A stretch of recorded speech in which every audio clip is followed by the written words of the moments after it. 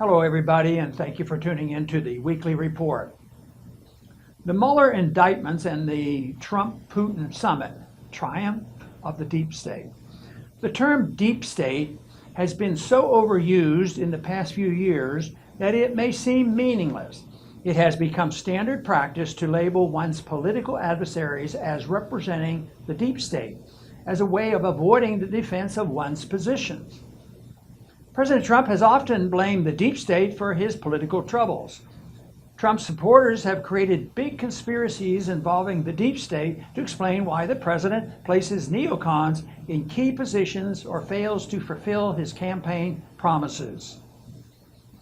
But the deep state is no vast and secret conspiracy theory. The deep state is real. It operates out of the open, and it is far from monolithic. The deep state is simply the permanent unelected government that continues to expand its power regardless of how Americans vote.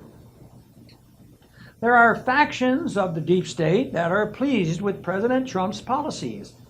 And in fact, we might say that President Trump represents some factions of the deep state. Other factions of the deep state are determined to undermine any of President Trump's actions they perceive as threatening. Any move toward peace with Russia is surely something they feel to be threatening. There are hundreds of billions of reasons, otherwise known as dollars, why the Beltway military-industrial complex is terrified of peace breaking out with Russia and will do whatever it takes to prevent that from happening. That is why Deputy Attorney General Rod Rosenstein indictment on Friday of 12 Russian military intelligence officers for allegedly interfering in the 2016 U.S. presidential election should immediately raise some very serious questions.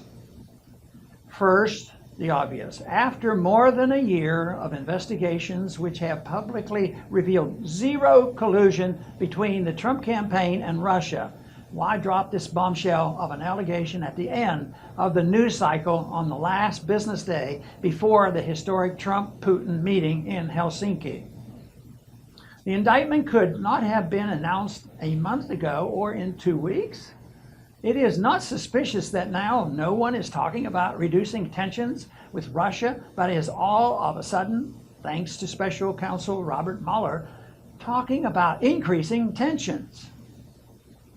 Unfortunately, most Americans don't seem to understand that indictments are not evidence.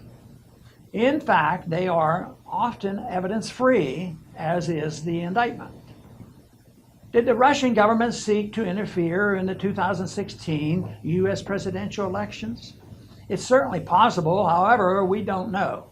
None of the Justice Department's assertions have been tested in a court of law, as is thankfully required by our legal system. It is not enough to make an allegation, as Mueller has done. You have to prove it. That is why we should be very suspicious of these new indictments. Mueller knows he will never have to defend his assertions in a court of law, so he can make any allegation he wants.